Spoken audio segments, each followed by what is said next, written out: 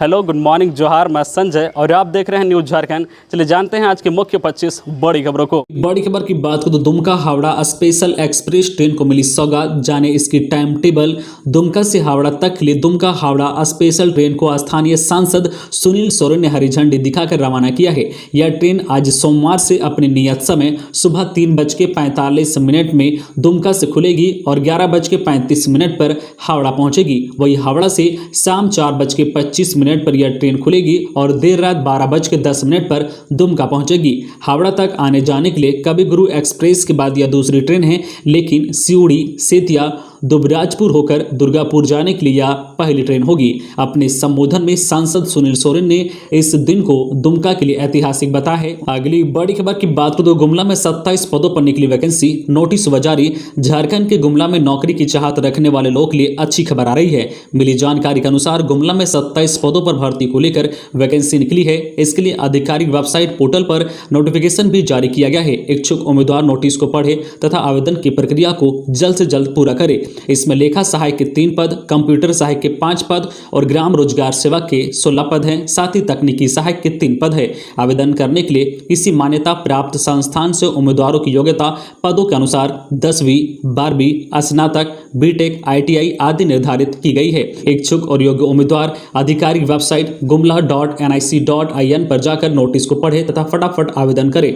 आवेदन करने की अंतिम तिथि 22 अक्टूबर 2021 निर्धारित की गई है। अगली बड़ी खबर की बात करें तो झारखंड से मानसून की वापसी शुरू। दुर्गा पूजा में इन इलाकों में हो सकती है बारिश। मौसम विभाग के अनुसार राज्य में मानसून की वापसी कल से ही शुरू हो गई है। मानसून का विंड्रॉल लाइन इस वक्त मेदिनीनगर के ऊपर से गुजर रहा है। अगले 2 दिनों में पूरे राज्य से मानसून की वापसी शुरू हो जाएगी।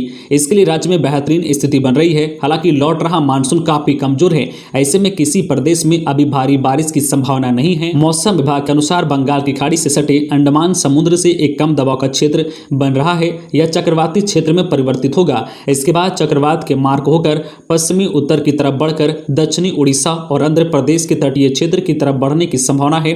इसका असर देश के विभिन्न राज्यों में 13 अक्टूबर से देखने को मिलेगा। संभावना है कि इस कारण 13 और 14 अक्टूबर को रांची समेत राज्य के विभिन्न जिलों में हल्के से लेकर मध्यम दर्ज की बारिश दर्ज की जा सकती है। ऐसे में राज्य भर में दुर्गा पूजा की अष्टमी और नवमी को बारिश होने की संभावना है। वही पिछले 24 घंटे के दौरान राज्य में मानसून की स्थिति बेहद कमजोर रही है।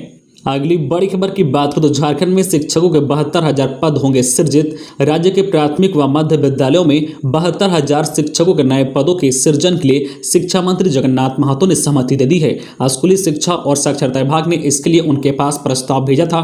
शिक्षकों के पद सृजन संबंधित फाइल अब विधि विभाग और वित्त विभाग से जाएगी, जहां से स्वीकृति के बाद इसे कैबिनेट में रखा जाएगा। वर्ष 2000 में झारखंड अलग राज्य होने के बाद से प्राथमिक और मध्य विद्यालयों में शिक्षकों के पद सृजन नहीं हुआ था। प्राथमिक से मध्य विद्यालयों में स्कूल अपग्रेड हुए थे, लेकिन हर स्कूल में आवश्यक न्यूनतम 3 पदों का सृजन नहीं हो सका था। शिक्षा मंत्री की सहमति के बाद उम्मीद की जा रही है कि पदों के सृजन के साथ साथ पहले से रिक्त 23,000 पदों पर भी नियुक्ति प्रक्रिया शुरू हो सकेगी। खबरों में आगे बढ़ने से पहले आपसे रिक्वेस्ट है कि अगर आप चैनल को सब्सक्राइब नहीं किए हैं तो प्लीज चैनल को सब्सक्राइब करके बेल आइकन प्रेस कर दें, जिससे आपको झारखंड की हर छोटी बड़ी खबर का अपडेट आप तक पहुंचता रहे। चलिए बढ़ते हैं खबरों की। अगली बड़ी खबर की बात करें तो गोड्डा के पथरगामा में एक ही परिवार के 3 बच्चों की तालाब में डूबने से हुई मौत। होपना टोला में पसरा मातम।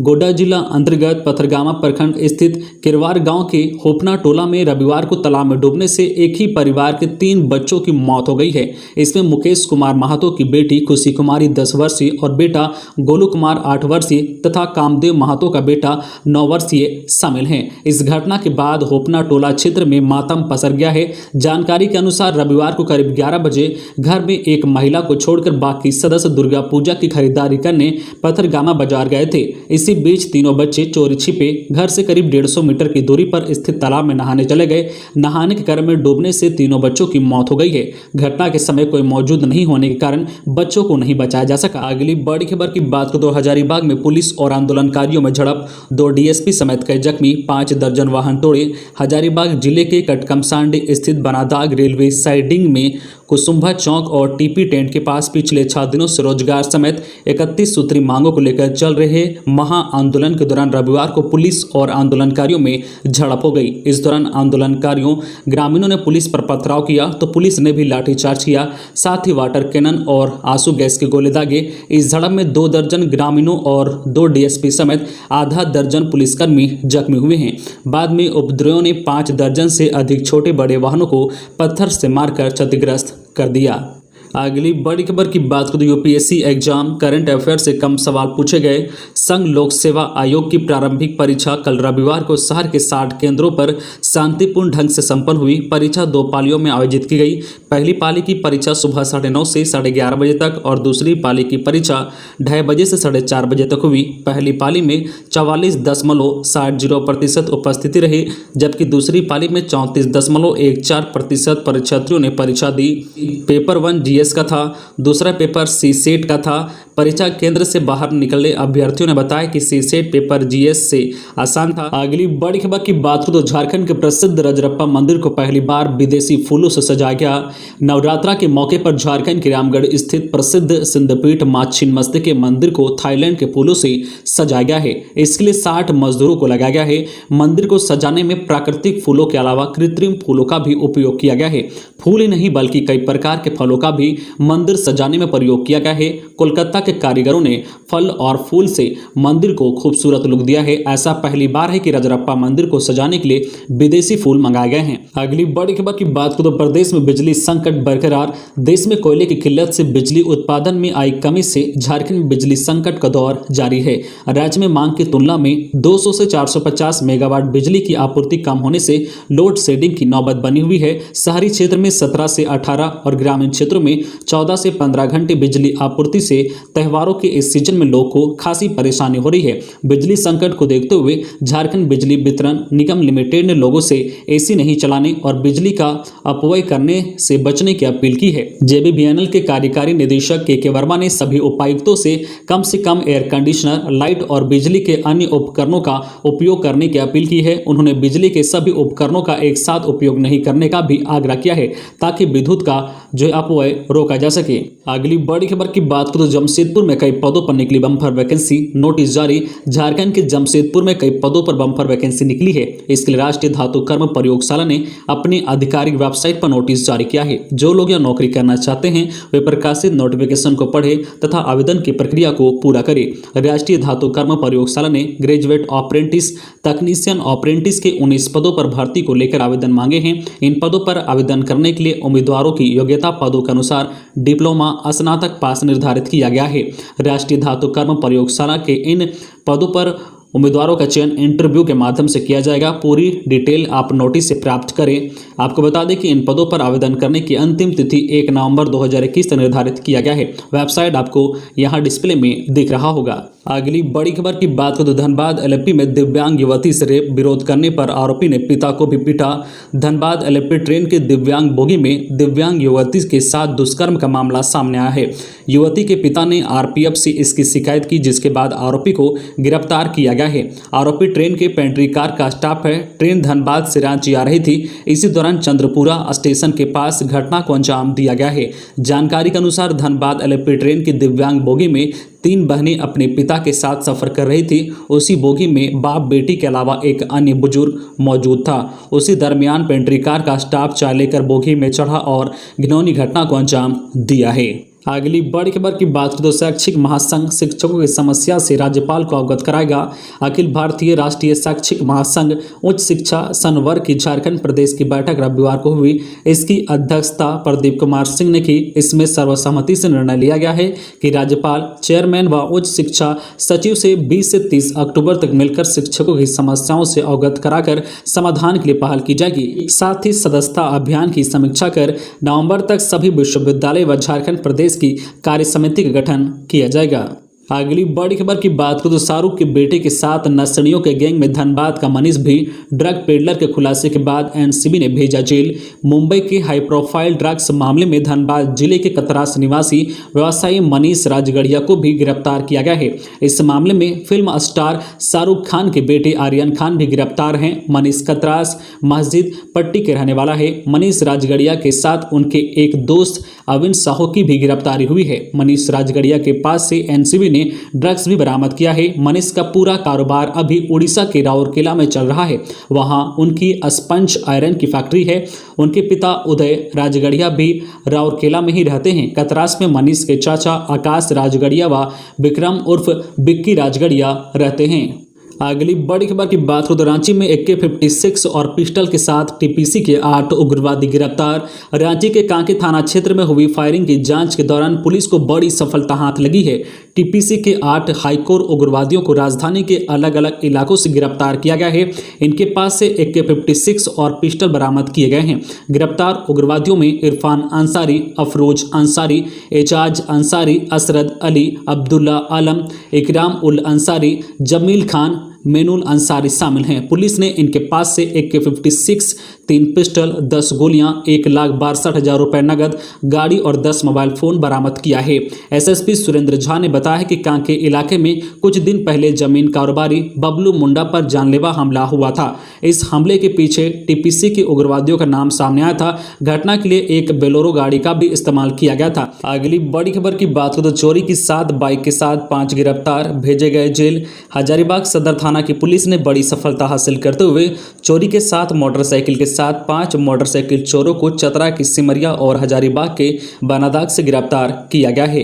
पुलिस ने जांच के दौरान चोरों के पास से 3 मास्टर चाबी और आधा दर्जन कीमती मोबाइल भी बरामद की है। अगली बड़ी खबर की बात करें तो गढ़वा नगर परिषद क्षेत्र में लगेगी 998 सोलर लाइट।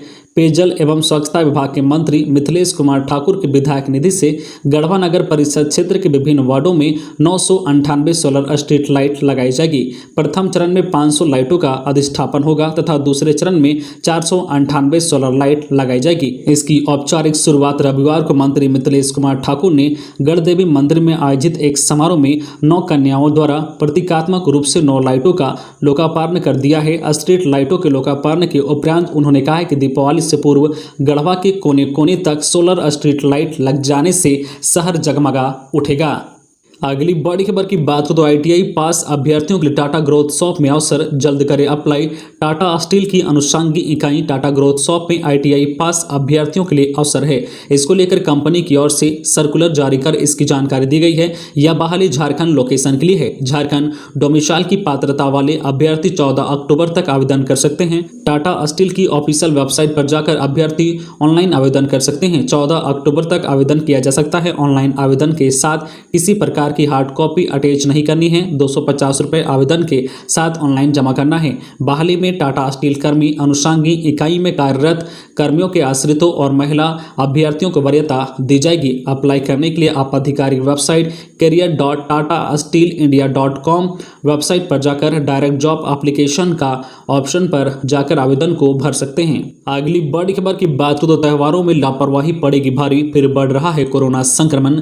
त्योहारों के समय बाजार और सड़कों पर लोगों की भीड़ डराने वाली है। ज्यादातर लोग बिना मास्क के सड़क पर नजर आ रहे हैं। इसके साथ ही शहर में किसी भी बाजार में शारीरिक दूरी का पालन नहीं हो पा रहा है। इस बीच रांची में कोरोना संक्रमण में एक बार फिर से इजाफा हो रहा है। कल रविवार को साप्ताहिक लॉकडाउन होने के बाद भी रांची के अपर बाजार, मेन रोड, अरगोड़ा बाजार, हरमू सहित सभी प्रमुख बाजारों में लोगों की भीड़ नजर आई। वही सड़क किनारे लगने वाली दुकानों के साथ अस्थायी कपड़े की दुकान भी खुली नजर आई। कोरोना संक्रमण के बाद जब बाजार खुला तो दुकानों के बाहर सैनिटाइजर और शरीर का तापमान मापने की व्यवस्था दिख रही थी, मगर यह व्यवस्था अब कुछ खास दुकानों के बाहर या मल्टी ब्रांड स्टोर तक ही सीमित रह गई है। बाजारों में कहीं भी कोविड गाइडलाइन का पालन होता नहीं दिख रहा है। अगली बड़ी खबर की बात करें तो जमशेदपुर में 11 से 15 अक्टूबर तक नो एंट्री के समय में बदलाव, वाहन चालकों के लिए गाइडलाइन जारी। दुर्गा पूजा को लेकर 11 से 15 अक्टूबर तक नो एंट्री के समय में बदलाव किए गए हैं। वही चालकों के लिए कई गाइडलाइन जारी किए गए हैं। उल्लंघन किए जाने पर दंडात्मक और कानूनी कार्रवाई की जाएगी। यातायात DSP कमल किशोर की ओर से जारी निर्देशानुसार 11 अक्टूबर से 14 अक्टूबर तक तड़ाके सुबह 4 बजे भोर से 11 बजे दिन तक भारी वाहनों का परिचालन दोनों ओर से होगा। भारी वाहनों का प्रवेश शहर में होगा और शहर से भारी वाहन बाहर जा सकेंगे। 11 बजे दिन से अगले दिन प्रातः 4 बजे बसों को छोड़कर सभी भारी वाहनों का परिचालन वर्जित रहेगा। 15 अक्टूबर को सुबह 6 से रात के 11 बजे तक 4 पहिया बस और भारी वाहनों का परिचालन प्रतिबंधित रहेगा। अगली बड़ी खबर की बात को तो झारखंड में चल रही है गरीबों की सरकार। कृषि मंत्री लातेहार के मानिका प्रखंड स्थित हाई स्कूल खेल मैदान में Gauri Prasad Sahu memorial football tournament का उद्घाटन झारखंड सरकार के कृषि मंत्री बादल पत्रलेख एवं स्थानीय विधायक रामचंद्र सिंह ने किया। पत्रलेख ने लोग को संबोधित करते हुए कहा कि गौरी प्रसाद साहू कांग्रेस के सच्चे सिपाही थे, जिनकी याद में इस तरह का कार्यक्रम किया जा रहा है। हर एक पिता को ऐसे पुत्र मिलना चाहिए जो अपने पिता के बताए हुए मार्ग पर चलकर समाज की सेवा करे और अपने पिता को याद करे।